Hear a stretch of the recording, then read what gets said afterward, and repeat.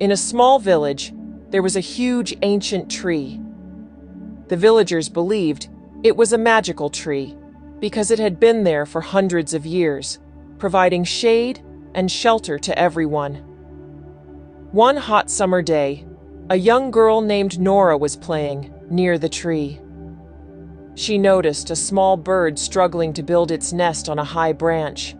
The branch was too thin and kept bending under the bird's weight. Norah felt sorry for the bird and decided to help.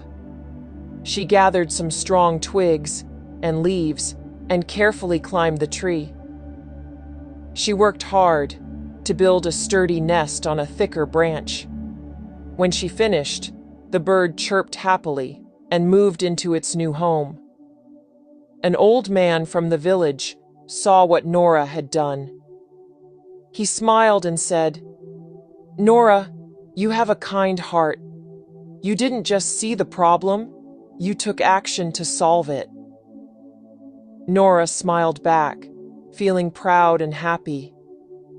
The moral of the story is, true kindness lies not just in feeling for others, but in taking action to help them.